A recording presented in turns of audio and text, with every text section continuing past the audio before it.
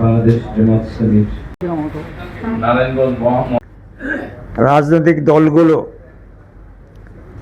Fascist Awami League সরকার কর্তৃক লুণ্ঠিত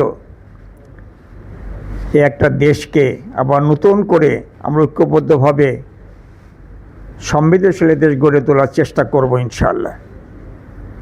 কিন্তু জাতি কিছুটা হলেও হতাশ হয়েছে। জাতি দেখছে দেশ গড়ার পরিবর্তে ২৪-এর যে গণঅভ্যুত্থানের যে একতা ছিল, ঐক্যবদ্ধতা ছিল, সেখানে যেন কিছুটা হলেও দ্বিধা বিভক্তির একটু দূরত্ব আস্তে আস্তে যেন বাড়তে শুরু করছে। এই অবস্থা থেকে দেশকে রক্ষা করতে হলে সকল মানুষকেই আবার নতুন করে এই গড়ার ক্ষেত্রে দেশকে সমৃদ্ধশালী করতে হলে আবার ঐক্যবদ্ধই হতে হবে। এদেশের সকল মানুষের ভোটের অধিকার সমান আছে। একজন সাংবাদিকের ভোটের যে দাম, একজন রিক্সা চালকের ভোটেরও সেই দাম। সকল মানুষ যাতে করে সুন্দরভাবে স্বাভাবিকভাবে ভোট দিতে পারে এবং তার ভোটের মূল্যায়ন করার জন্য ভবিষ্যতে স্বৈরাচার এবং ফ্যাসিস্ট তৈরির পথ যাতে বন্ধের জন্য আমরা মনে করি এই মুহূর্তে পিআর পদ্ধতি ছাড়া অন্য কোনো পদ্ধতি দিয়ে দেশকে সমৃদ্ধি করা কঠিন হবে। আমরা সারা দেশের সকল মানুষকে এই পিআর পদ্ধতির পক্ষে জনমত গঠন করার জন্য আপনাদের সবার কাছে উদাত্ত আহ্বান জানিয়ে আমি এখানে কথা শেষ করছি। আসসালামু আলাইকুম ওয়া রাহমাতুল্লাহি ওয়া বারাকাতুহু। আমরা মনে করি পিআর পদ্ধতিও তারা তখনই বুঝবেন যখন ভুক্তভোগী হবেন। গোটা বিশ্বে প্রায় 150 মতো রাষ্ট্র,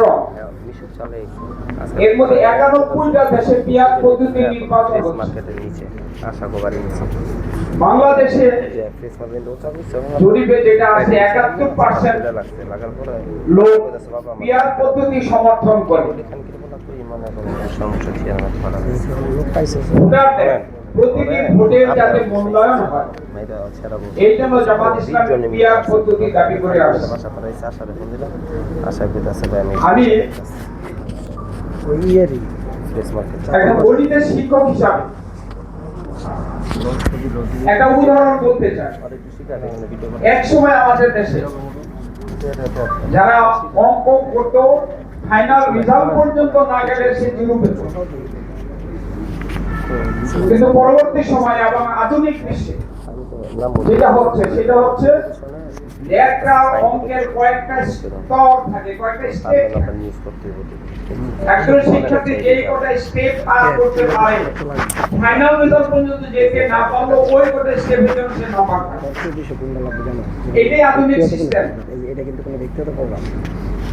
প্রিয় সাংবাদিক বন্ধুগণ, পাশাপাশি আমি বলতে চাই একটা আসনে বিজয়ী প্রার্থী পেলেন 2 লক্ষ ভোট, আর যিনি হেরে গেলেন তিনি যদি 1,99,999 ভোট পান, এটা কি মূল্যায়ন হয় বর্তমান সিস্টেমে? এটা মূল্যায়ন হয় না। একটা আসনে যদি এরকম পার্থক্য হয়, সারা দেশে কি পরিমাণ পার্থক্য হতে পারে, কি পরিমাণ ভোটারের এই ভোটের কোনো মূল্যায়নই হচ্ছে না। এমন অবস্থায় আমরা মনে করি যে ভোটারদের, বিশাল সংখ্যক ভোটারদের এই ভোটের মূল্যায়ন হওয়া দরকার। এই জন্য জামাত ইসলামী 5 দফা দাবির মধ্যে পিআর পদ্ধতি নির্বাচন অন্যতম দাবি। এই দাবি পূরণের লক্ষ্যে মাঠে আন্দোলন করে যাচ্ছে। সাংবাদিক বন্ধুদের সমর্থন এবং সহযোগিতা আমরা কামনা করছি। যদি মানুষের জীবনে যদি বাস্তবিক পক্ষে অ্যাপ্লাই করা যায়, তাহলে কিন্তু মানুষের স্বস্তি, নিরাপত্তা সব মিলিয়ে সর্বস্তরে ধর্ম, বর্ণ, লিঙ্গ নির্বিশেষে সবাই কিন্তু ভালো থাকতে পারবে। তো এটার নেগেটিভ কনসেনসাস সোসাইটিতে গ্রো হয়েছে, অর্থাৎ ইসলামিক যে ফোবিয়া, ওয়েস্টার্ন যে বাতাস বলেন আর পার্শ্ববর্তী দেশের বাতাসে আমাদেরকে ইসলাম মানে দাড়ি টুপি মানে ভয়ঙ্কর আকারে আমাদের সামনে উপস্থাপন করা হয়েছে। তো সেই জায়গা থেকে আমি বলবো যে ইসলাম নারীদের যেভাবে মর্যাদা, তার যে মর্যাদা প্রয়োজন, যেভাবে মোহাম্মদ রসুল্লাহ সাল্লাল্লাহু আলাইহি ওয়াসাল্লাম পৃথিবীতে আগমনের পূর্বে নারীরা নির্যাতিত হতো, জীবন্ত ও কন্যা সন্তানকে কবরস্থ করা হতো, আল্লাহ রসুল সাল্লাল্লাহু আলাইহি ওয়াসাল্লাম নারীদেরকে এমন মর্যাদা দিয়েছেন, তাদের সতীত্ব রক্ষা, ইভেন তাদের শিক্ষা দীক্ষা সহ ইভেন প্রয়োজনে যুদ্ধের ময়দানে পর্যন্ত কিন্তু মহিলাদেরকে নিয়ে গিয়েছেন। এখন আপনি বলবেন যে আমাদের বিসিকে লাখ লাখ মেয়েরা চাকরি করে, এই চাকরি কি সব কি ঘরে ঢুকে দেবেন? এটা আপনার প্রশ্ন। এই প্রশ্নের সহজ সমাধান হলো যে শরীয়ত যে দৃষ্টিভঙ্গি রেখেছে, তাদের সেফটি সিকিউরিটির জন্য কিন্তু পর্দার কথা বলা হয়েছে।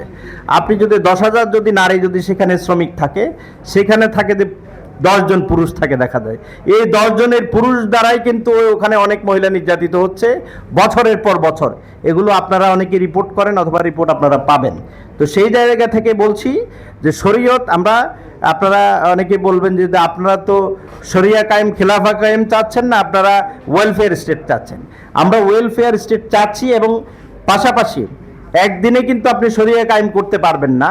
ইসলামের কনসেপ্ট হলো যে আলটিমেটলি মানুষকে, যেমন আল্লাহ রাসূল সাল্লাল্লাহু আলাইহি ওয়াসাল্লাম মক্কাতে 23 বছর পর্যন্ত কিন্তু কাজ করেছেন, মানুষকে অ্যাডাপ্ট করেছেন যে ইসলামের যে সৌন্দর্য, ইসলাম মানুষের জন্য কল্যাণকর এবং ইসলাম ছাড়া কোনো বিকল্প নেই দুনিয়া এবং আখেরাতের শান্তি নিশ্চিত করার জন্য। সুতরাং সেই জায়গা থেকে এই স্টেপ বাই স্টেপ ইসলামের সাথে অ্যাডাপ্ট করা, এবং একসময় মানুষ নিশ্চিতভাবে এটা বিশ্বাস করবে। যেমন মক্কার সুসংবাদ পেয়ে মদিনাবাসী, সেখানে আল্লাহ রসুল নিজে আসেন নাই, তার সাহাবীদেরকে আগে পাঠিয়েছেন, একটা পজিটিভ পরিবেশ এমনভাবে তৈরি করেছেন, তিনি যখন মক্কাতে মদিনাতে গেলেন সাথে সাথে তারা ওয়েলকাম জানালেন। শুধু মুসলমানরা জানান নাই, সকল ধর্মের লোকরা। পরবর্তীতে তিনি সকল ধর্মমতের লোকদেরকে নিয়ে একসাথে তিনি কিন্তু মদিনা রাষ্ট্র প্রতিষ্ঠা করেন। তো সেই জায়গা থেকে আমি বলবো যে নারীদের জন্য তাদের যে প্রয়োজনীয় সুযোগ সুবিধা, কর্মসংস্থান, শরীয়ত যেভাবে নির্দেশনা আছে, ফকিদের যে নির্দেশনা আছে, সেই আলোকে পর্যায়ক্রমে সেগুলো আমরা করে তুলব। মেয়েদেরকে বা মহিলাদেরকে মাইনাস করার কোনো সুযোগ নাই।